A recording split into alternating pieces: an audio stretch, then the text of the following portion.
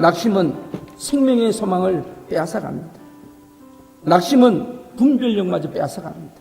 무엇보다 불평하고 원망하면 내 심령 속에 흐르고 있는 하나님의 그 은혜의 줄기를 끊어버리게 되는 것이 중요한 것입니다. 아십니까? 하나님의 은혜가 끊어진 인생은 결국 저주받은 버려진 인생이라는 것을 아십니까? 그렇기 때문에 우리 마음속에 불평과 원망을 제거하고 감사와 찬양으로 체험을 받아야 하는 것입니다. 사랑하는 성도 여러분, 이 불평과 원망 그리고 삶을 낙심하게 만드는 이 어두운 경험으로부터 빠져나올 수 있는 길이 있다면 마땅히 그 길을 찾아야 할 줄로 믿습니다. 그런데 그 길을 찾을 수 있는 방법이 있어요. 바로 그것은 예수 그리스도를 만나는 겁니다.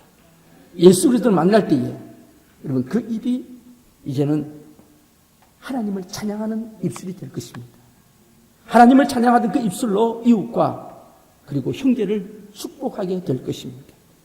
요즘 여러분 입새에서 계속 불평이 나온다면 내가 지금 하나님의 은혜의 줄기가 끊어지고 있구나 하는 것을 아시기를 바랍니다. 하나님 안에는 어떤 생명도 살아나는 길이 있습니다. 하나님을 찾는 발길에는 내가 알지 못하는 살 길이 준비되어 있습니다. 고린도후서 3장 17절에 보면 하나님께서 그의 백성들에게 이렇게 말씀하십니다. 주는 영이시니 주의 영이 계신 곳에는 자유가 있느니라.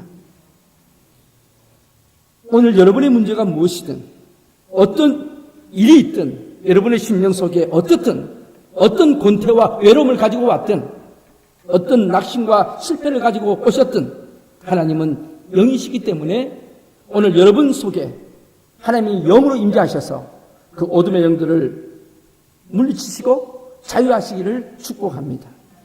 여러분을 자유하지 못하게 만드는 모든 시험과 낙심으로부터 자유하시기를 축복합니다. 하나님께 온전히 나가지 못하게 하는 이 모든 문제들로부터 자유하시기를 축복합니다. 오늘 본문을 이해하려면 앞장인 6장으로부터 진행된 사건을 먼저 알아야 됩니다. 이때가 BC 한 845년경입니다. 이때 북이스라엘의 이스라엘 왕은 요람입니다. 이 북이스라엘 수도가 사마리아 성인데 바로 이 사마리아 성에 아람 대군이 쳐들어왔습니다. 베나다스라 한 왕이 아람 대군을 거느리고 와서 이 사마리아 성을 포위를 했습니다. 이 아람 군대가 올 때마다 엘리사 때문에 번번이 실패를 했거든요. 그래서 이번에는 작전을 바꿉니다. 어떻게 바꾸냐면 직접 싸우지 않고 바깥에서 이제 포위를 한 겁니다. 포위해놓고 성 안에 있는 사람들이 스스로 항복하기를 바라는 거죠. 어떤 문제가 생길까요? 당장 먹을 것이 없습니다. 먹을 것이 없기 때문에 심각한 일이 벌어집니다. 한번 확인해 볼까요? 여러분 6장 25절 말씀을 같이 여러분 성경으로 같이 읽으시기를 바랍니다. 25절 시작. 아람 사람이 사마리아를 애워싸므로 성중이 크게 줄여서 나귀머리에 하나에 은 80세겔이요 비둘기똥 4분의 1갑에 은 5세겔이다. 이스라엘 사람들은요, 이 나귀머리는 나귀 고기 자체를 먹지 않습니다. 왜냐하면 부정한 동물이라 해서 먹지 않아요. 고기를 안 좋아해요. 그런데 이 나귀머리 하나가 얼마라고요? 은 80세겔. 은 1세겔이요.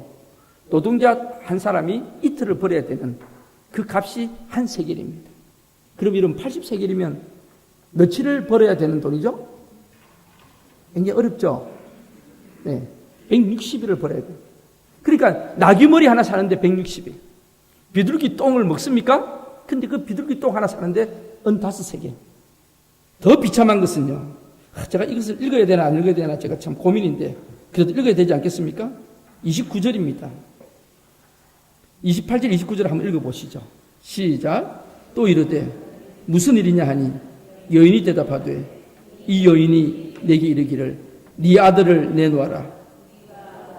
먹고 내일은 내 아들을 먹자 하며 우리가 드디어 내 아들을 삶아 먹었더니 이튿날에 내가 그 여인에게 이르게 내 아들을 내놓아라 우리가 먹으리라 하나 그가 그의 아들을 숨겼나이다.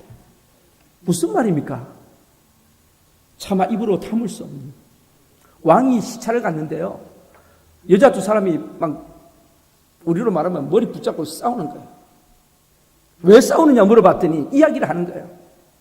왕이요, 우리가 너무 배가 고파서 오늘은 내 아들 살만 먹고 내일은 너 아들 살만 먹자 했는데, 그래서 어저께는 제 아들을 삶아서 먹었습니다. 그런데 오늘 너 아들 먹을 차례라 했더니 이 여인이 숨겨놓고 애를 안 끄집내는 겁니다. 그 이야기를 듣는 순간에 이 왕이요, 완전히 뒤집어졌습니다. 옷을 찢고 엎어졌습니다. 이런 상황에서 오늘 7장이 시작이 됩니다. 이런 어렵고 힘든 상황에서 엘리사가 하나님의 말씀을 선포합니다. 뭐라고 선포하시죠? 우리 같이 한번 7장 1절을 같이 한번 읽겠습니다. 시작. 엘리사가 이르되 여호와의 말씀을 들을지어다.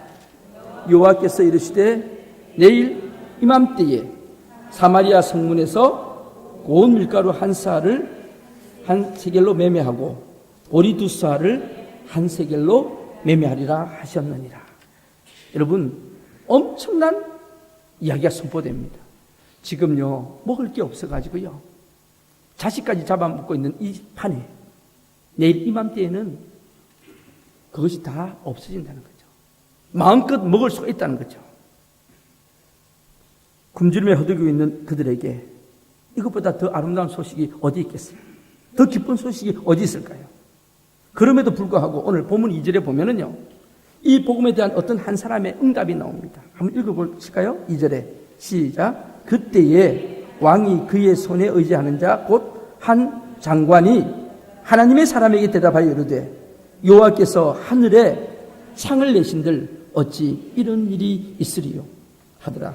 엘리사가 이르되 너가 너 눈으로 보리라. 그러나 그것을 먹지는 못하리라. 네가 너 눈으로 볼 것인데 먹지는 못할 것이다. 여기 한 장관은 경호대장입니다. 이스라엘의 경호대장, 국방부 장관입니다. 그런데 이 사람이 엘리사가 이야기를 하니까 시큰둥거리면서 비꼽니다. 하느님이 창을 내신들 그런 일이 있겠느냐? 말도 안 된다. 지금 사정을 아느냐? 물론 이 사람은 장관이니까 잘 알겠죠. 나라의 형편과 국고나 식량 사정을 어느 누구보다도 잘 알고 있는 사람입니다. 국가의 경제 현실을 잘 분석하고 있는 사람이 바로 이 장관입니다.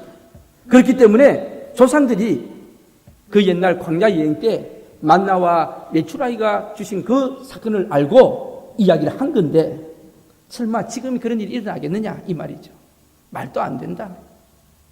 이 빈정거리는 야유로까지 들립니다. 오늘 본문에서 이 사람은 똑똑하고 계산이 빠르고 굉장히 영약하기를 합니다. 그러나 이 장관의 머릿속에는 하나님의 그 능력과 역사가 간섭할 틈이 없는 겁니다. 저는 이 말씀을 준비하면서 이 장관의 모습이 꼭 내 모습이다. 이 장관이 하는 말이 꼭 내가 하는 말과 똑같구나 하는 생각을 하면서 가슴이 섬뜩했습니다. 오늘 많은 사람들이 현실을 정확하게 진단합니다. 그리고 어떤 의미에서 보면 철저하게 이성적으로 살기를 원합니다. 합리적으로 살기를 원합니다. 그런데 이 불신앙을 한번 보세요. 이 장관의 이 불신앙적인 이야기를 한번 들어보세요. 신앙적인 안목이 없습니다. 믿음을 가지지 못합니다. 그대로 주저앉아 있는, 처절히 절망하고 있는 사람의 모습입니다. 오늘 이들의 모습이, 이들의 얼굴이 오늘 바로 저와 여러분의 모습은 아닌지 한번 생각해 볼 필요가 있습니다.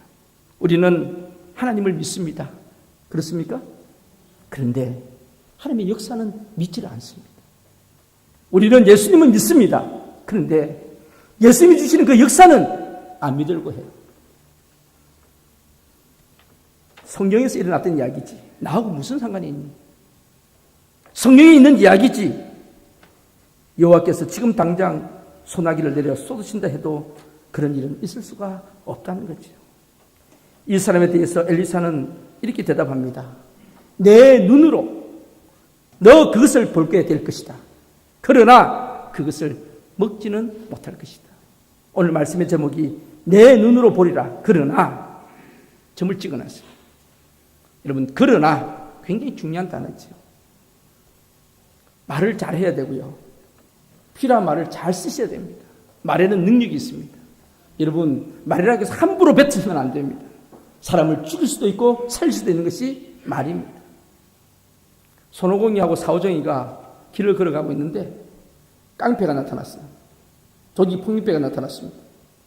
흉기를 딱 들이대고 손오공한테 딱 갖다 댑니다. 그랬더니 이 손오공이가 눈을 딱 째려봅니다. 깡패한테 눈을 딱 째려보면서 뭐라고 그런지 아십니까?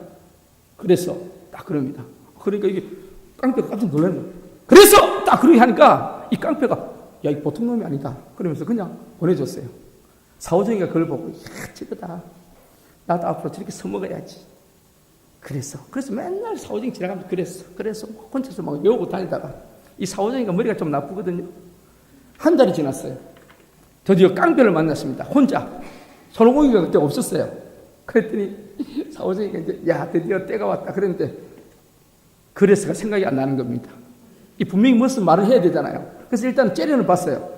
딱 째려봤거든요. 사오정이가 딱 째려보니까 이 깡패가 야, 돈 내놔. 그랬더니 그래서를 해야 되는데 이게 생각이 안 나는 거예요. 그래서 이 사오정이가 한참 생각하다가 그렇지. 그러면서 그러나 그럴 거예요. 그랬더니 이 깡패가 뭐 그러나 그랬더니 한참 얻어맞고 돈도 다 빼앗겼대. 그래서를 해야 될 때 그러나를 하니까 오늘 이 장관이요 아멘을 해야 될 때에 노멘을 한 겁니다. 하나님께서 말씀하실 때 아멘으로 받으면 되는데 이 장관이 무슨 그런 일이 있겠느냐, 하나님이 창을 내신들 그런 일이 있겠느냐. 여러분 말 잘하셔야 됩니다. 감리교에 유명한 목사님이 계세요. 강문호 목사님이라고. 부흥사로 아주 부흥회도 많이 하시는 분인데 그분 글에 보면 그런 글이 있어요. 부모님들이 해주에서 피난 오시다가 그 할아버지 할머니 어머니가 이렇게 피난 오시다가 어디 집에서 잠을 자는데 폭탄이 떨어졌습니다. 그 폭탄이 떨어졌는데 할아버지 할머니가 그 자리에서 돌아가시고요. 어머니는 그 폭탄 때문에 심장병이 걸리신 겁니다. 그런데요, 이 어머니가 이 강문호 목사님 보고 날마다 이런 이야기를 하십니다. 여러분 잘 들으세요. 졸지 마시고 오늘 이야기는 들으셔야 돼요. 문호야, 나는 내가 내 몸을 잘 안다. 나 50 못 넘긴다. 나 50 못 넘겨. 이 이야기를 1000번이나 넘게 들었대요. 강 목사님 어릴 때부터 들었대요. 문호야, 엄마는 엄마 몸을 잘 안다. 50을 못 넘겨. 이 이야기를 1000번이나 넘게 들었다고요. 그런데요, 결국 그 어머니는 심장병으로 돌아가셨어요. 돌아가셨는데 이 목사님이 무슨 얘기 하시냐면 호적등본을 떼보다 깜짝 놀랐다는 거예요. 어머니가 사신 나이가 몇 살인지 아십니까? 49에 364일 15시간을 살아셨어요. 어머니가요 오후 3시에 돌아가셨대요. 9시간만 더 살았으면 만 50세가 되는데 어머니가 그날 오후 3시에 운명하셨다는 거예요. 그때 이 강목사님이 뭐라 그러냐면 이런 이야기 하시더라고요. 내가 그때 어머니 입을 바꾸셔야 되는데 내가 100살을 못 넘게 이렇게 바꿔야 되는데 그걸 50살로 하는 바람에 어머니가 저렇게 됐다고. 여러분 말 한마디가요 사람을 살리기도 하고 죽이기도 합니다. 어느 초등학교 미술 시간에 이 아이가 크레파스를 준비를 못했습니다. 선생님이 너 왜 이거 안 가져왔어? 크레파스 왜 안 가져왔어? 그랬더니 집이 형편이 너무 어려워서 사올 형편이 안 됐었어요. 근데 얘가 자존심이 있으니까 그 이야기를 어떻게 합니까? 선생님 제가 형편이 안 돼서 크레파스를 못 샀다. 그렇게 이야기하겠습니까? 제가 깜빡 잊어버렸습니다. 그랬더니 그 선생님이 그냥 넘어가면 되는데 이한테 평생에 잊지 못할 이야기를 한 거예요. 야 임마! 훔쳐서라도 가져와야지. 훔쳐서라도 가져와야지. 바로 그 소년이요 17년 후에 지존파 대부로 김규환이라는 이름으로 법정의 사형수로 쓰게 됩니다. 아십니까? 그래서 제가 오늘 일부 예배 때도 우리 선생님들한테 우리 자녀들 축복하세요. 절대로 남을 욕하는 말 하지 마세요. 그리고 아이들을 품으세요. 사랑으로 품으세요. 여러분 부모님들 아이들이 제일 듣기 싫어하는 말이 뭔지 아십니까? 저희는 저렇게 공부 잘하는데 너는 왜 그러니? 그런 데입니다. 그게 제일 듣기 싫대요. 비교한다. 어떤 아버지가 아들 보고 야 이놈아 너는 그렇게 돌대가리니 왜 공부를 그렇게 안 하니? 그랬더니요. 에디슨도 그랬는데요. 에디슨도 그랬더니 그 아버지가 에디슨은 영어라도 잘했잖아. 그러면서 또 그냥 가만 넘어가면 되는데 계속 이야기하니까 아들이 아버지 나이 때 링컨은 아버지 나이 때 대통령 되었거든요. 그렇대요. 그러니까 여러분 그냥 격려하고 축복하면 되는데 계속 이게 막 안 좋은 말을 하면은 계속 그 안 좋은 말로 열매를 맺어지게 되는 거죠. 오늘 이 장관이요. 하나님의 사람이 그렇게 했으면 믿음이 없으면 이렇게 하면 되잖아요. 그럴까요? 네. 그러면 될 거 아닙니까? 하나님이 창을 내신들 참 답답합니다. 하나님이 창을 내신들 그런 일이 있겠느냐? 그런데 여러분 오늘 본문 3절에 보면 성문 밖에 네 사람이 나옵니다. 그 사람들이 뭐 하는 사람이죠? 나병 환자라고 했습니다. 운동병이죠. 그 사람 네 사람이 앉아서 이야기를 합니다. 뭐라고 이야기하죠? 야, 우리가 여기 있어도 굶어 죽는다. 가만히 있어도 굶어 죽는다. 우리가 살기 위해서 어떻게 되겠느냐? 지금 의논하고 있습니다. 정상적인 사람도 살기 어려운데 여기 나병 환자는 저주받은 사람들로 쫓겨난 사람들입니다. 먹을 게 있겠습니까? 그런데 한 사람이 이야기합니다. 야, 우리 여기 있지 말자. 일어서자. 일어서서 가자. 적군 진영으로 가자. 어차피 여기 앉아도 굶어 죽는 거고 가도 죽을 수도 있지만은 그러나 이판사판 아니냐. 가자. 그래서 일어서서 가는 겁니다. 어디로요? 적 진영을 향해서 가는 겁니다. 그런데요. 참 중요한 것은 저는 이 본문을 묵상하면서 중요한 것은 이들이 가만히 앉아있지 않았다는 것. 이게 여러분 기적을 일으키는 비결입니다. 오늘 여러분 가만히 앉아 계시는 분들 계십니까? 아, 요즘 너무 내가 마음이 괴롭다. 의욕이 없다 하는 분들 계십니까? 오늘 이 말씀을 통해서 일어서신 축복이 있기를 바랍니다. 어느 전도지에 있는 내용이죠. 지옥에 가기 위해서는 무엇을 해야 하는가? 여러분 지옥에 가기 위해서는 뭘 해야 되죠? 가만히 있으면 됩니다. 아무것도 안 하면 지옥 갑니다. 우리 인간의 죄의 저주는요. 제가 제자반 때도 말씀드렸잖아요. 우리 힘으로는 이길 수 없습니다.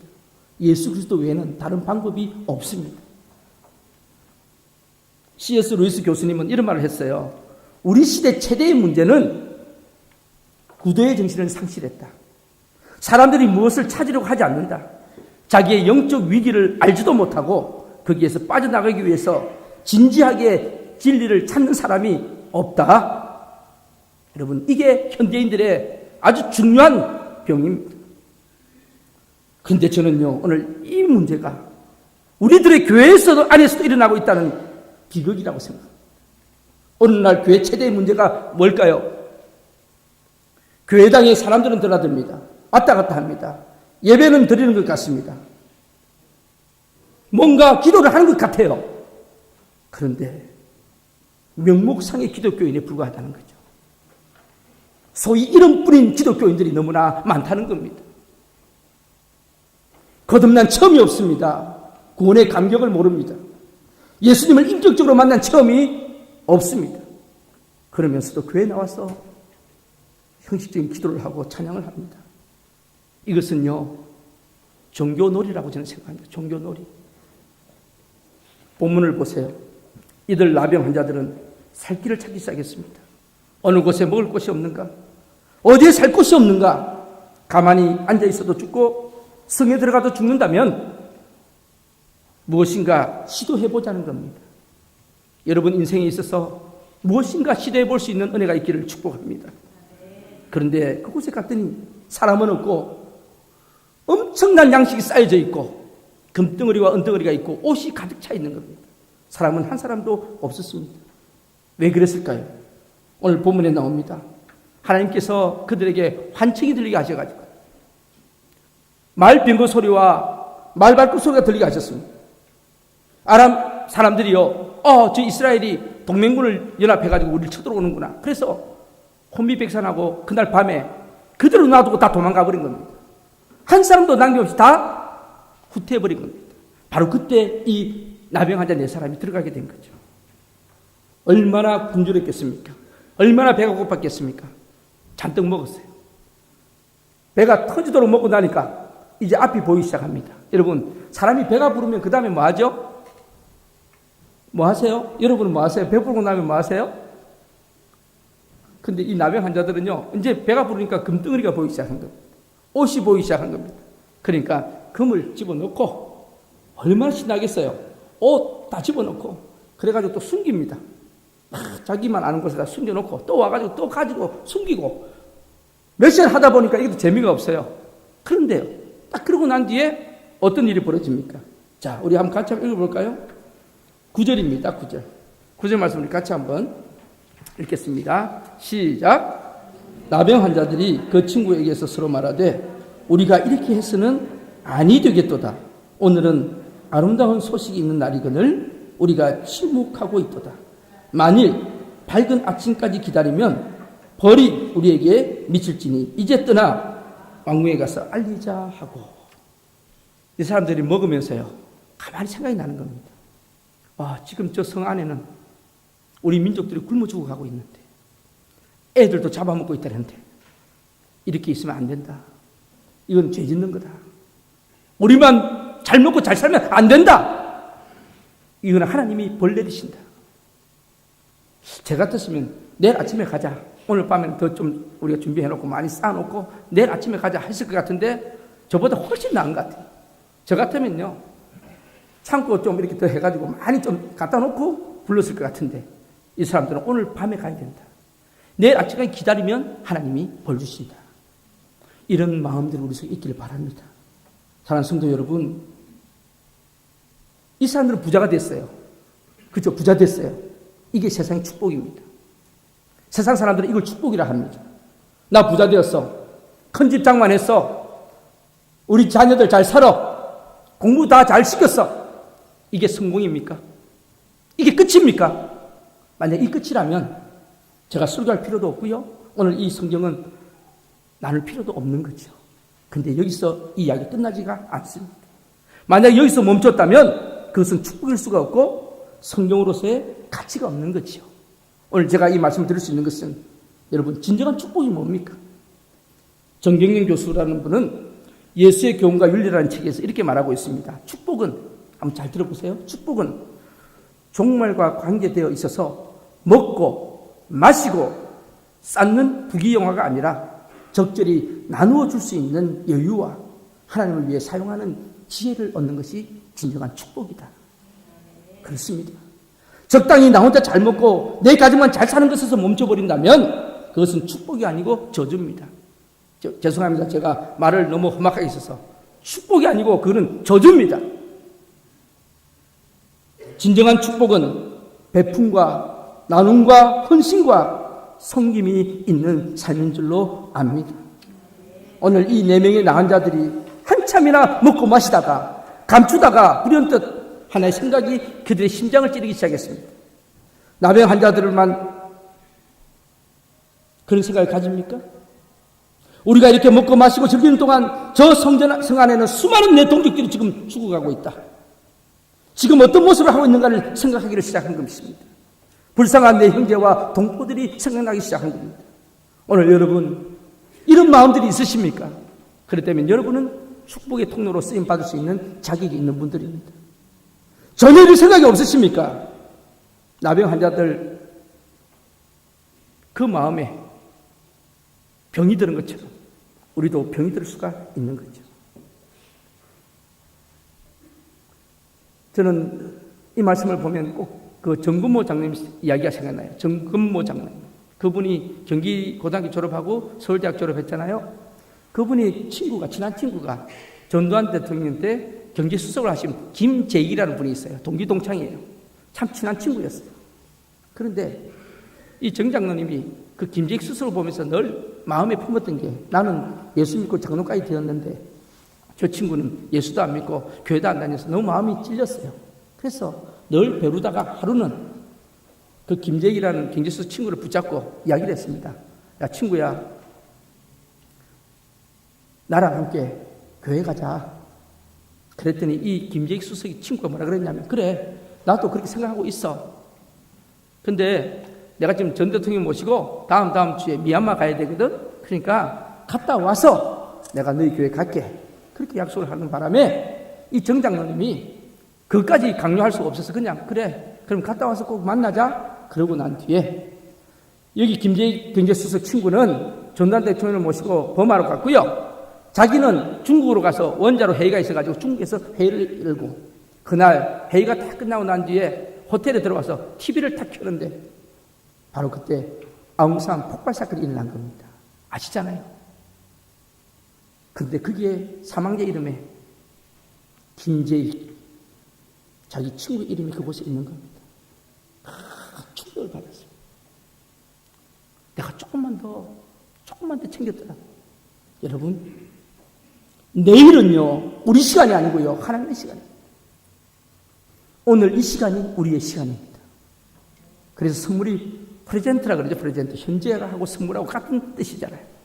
오늘 여러분, 현재가 하나님이 가장 큰 선물인 줄로 믿습니다. 오늘 하루 성실하게 사시기를 축복합니다.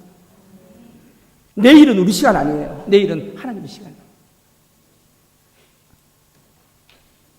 지금 이 시간, 저 성 안에는 한 톨의 쌀이 없고 한 톨의 보리가 없어 죽어가고 있는데 우리만 이렇게 먹고 마시고 잘 살고 있다.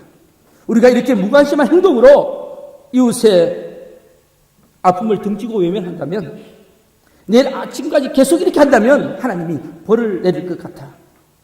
이제라도 늦지 않다. 가자. 저 성전에 가서 이 아름다운 소식을 전하자. 이게 바로 오늘 남행 환자들의 깨달음이었어요. 사랑하는 우리 오클랜드 한인교회 성도 여러분들이요, 하나님은 참으로 우리를 축복하셨습니다. 우리가 그래도 새끼는 먹고 살지 않습니까? 그래도 잠잘 곳은 있지 않습니까? 우리 모두들 잘 먹고 잘 삽니다. 그런데요, 여러분, 잘 살다가 죽었습니다. 이게 우리 이야기 전부일까요? 돈 많이 열심히 모으다가 죽었습니다. 이게 우리의 자신 끝일까요? 이것이 주님 앞에서 고백할 이야기 전부일 수는 없지 않습니까? 그래가지고 주님 앞에 갈 수 있는 것도 아니지 않습니까? 주님께서는 우리에게 말씀하십니다. 너희들은 나의 증인이 되어달라고 부탁하십니다. 사랑하는 성도 여러분, 오늘 이 시간에 생에 대한 중요한 질문을 한번 던져보시기를 바랍니다. 하나님께서 나에게 주신 이 축복의 의미가 뭔가? 우리가 이렇게 살아야 할 것인가? 침묵하고 있어도 좋은 시대인가? 내가 하나님 앞에서 구원받았다는 의미가 무엇인가? 지금 여러분, 우선순위가 무엇입니까? 우리가 살아가는 우선순위가 뭔가요? 하나님께서 우리를 이 세상에서 잘 먹고 잘 살고 무엇이든 잘 누리게 하기 위해서 하나님이 선택해 주셨을까요? 그러다 죽어서 천당 가는 것이 우리의 목적이라면, 그게 전부였다면 우리는 오늘 어떻게 살아야 할까요? 이 땅에 교회가 왜 존재합니까? 이 땅에 왜 하나님의 복음이 존재할까요? 저는 그렇게 생각합니다. 우리 오클랜드 한인교회를 27년 전에 이 땅에 세워주신 것은 하나님이 죽어져가는 영혼들 살리라고 세워주신 줄로 믿습니다. 죽어져가는 영혼 살리라고. 지금도 여러분, 영적으로 보세요. 먹고 살고 있는 것 같은데 영적으로 얼마나 피폐해 있는 분들이 많은지. 아마 오늘도 내가 이렇게 살아야 되나 하면서 아마 방에서 앉아서 내가 죽어야 되나 살아야 되나 하며 고민하는 분들이 꽤 있을 줄로 압니다. 이 영적 굶주림에 대해서, 영적으로 굶주려 있는 우리 이웃들에게 우리는 어떻게 해야 할까요? 저는요, 할 수만 있으면 우리 교회가 생명의 떡이신 예수 그리스도를 소개해 주기를 원합니다. 우리 한 사람 한 사람이 그런 메신저가 되기를 축복합니다. 우리 주변에 얼마나 많은 사람들이 목말라 하고 있습니다. 호세아 선지자는 그렇게 이야기했습니다. 이 마지막 시대는요, 양식이 없어서 기근이 아니고 마실 물이 없어서 기갈이 아니다. 하나님의 말씀이 없는 것이 기근이요 기간이라고 합니다. 참 저는 뉴질랜드 오니까요, 성탄절 뭐 세일 많이 하고 모든 것이 다 크리스마스가 다 들어가요. 선전을 TV를 딱 틀면요, 크리스마스 안 들어가는 선전이 없어요. 크레이지 뭐 세일 이러면서. 그래서 제가 그거 보면서요, 한국에서 볼 수 없는 건데 예수가 없어요. 예수가 산타크로스는 있는데 예수가 없어요. 이 심각한 겁니다, 여러분.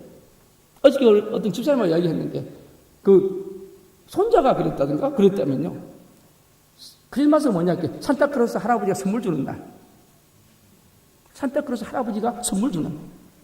여러분, 심각한 이야기입니다. 우리 중고등부 자녀들, 맞아요? 크리스마스가 산타크로스 할아버지가 선물 주는 날이에요? 아니요. 참 우리 교회는 희망이 있습니다. 아니요 그러잖아요. 눈치는 있어가지고. 왜냐하면 몰라도 아니요 해야 됩니다. 이때 그래라 이렇게 하면 안 되잖아요. 이때는 그래서 해야 되는데 그러나 하면 안 되거든. 우리 애가 굉장히 영특한 건데, 우리 자녀들이. 쟤들은 알아요. 뭐를 이야기해야 될지. 아니요 그러잖아요.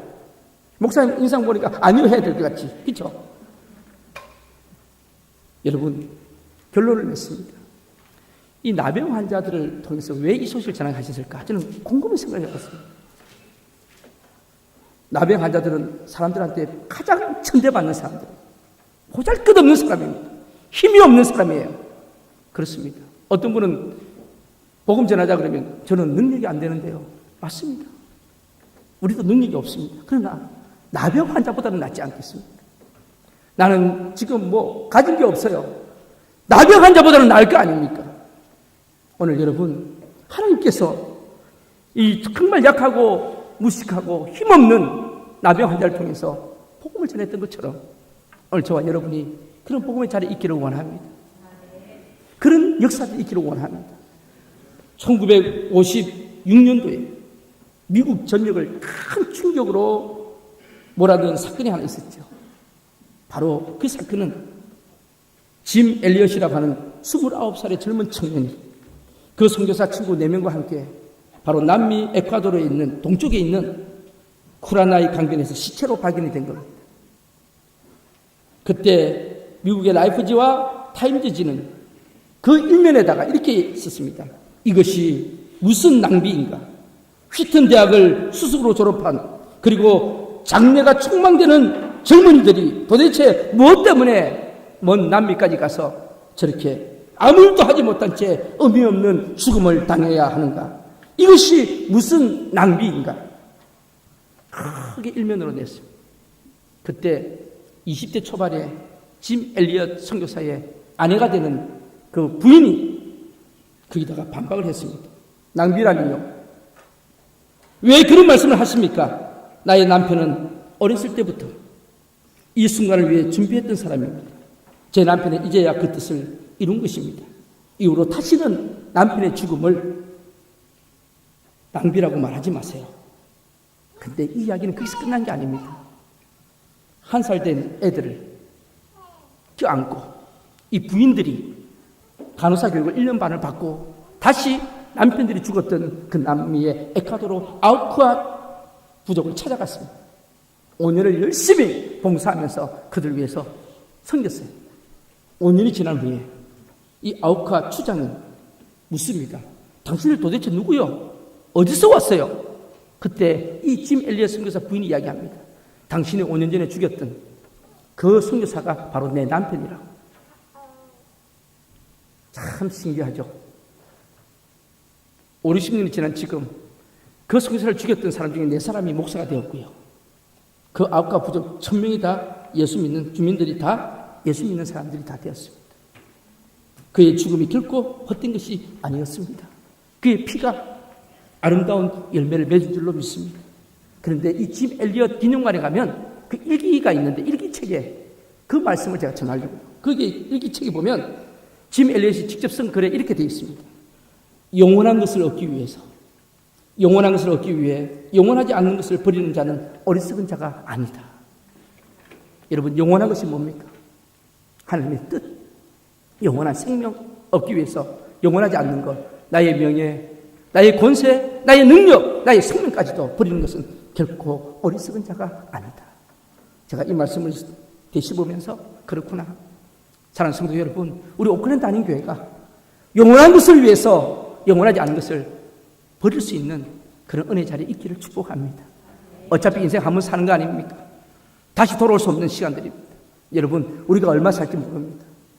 내일 우리 시간 아니잖아요. 그러나 겸손하게 사십시다. 그리고 하나님 앞에 영광 돌리기를 원합니다.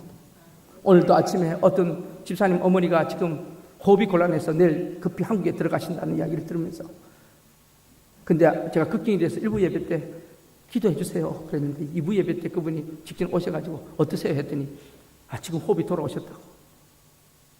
여러분, 생명은요 하나님 손에 달려있는 겁니다. 겸손하게 사시고 축복의 통로가 되면서 사시기를 주님의 이름으로 축복합니다.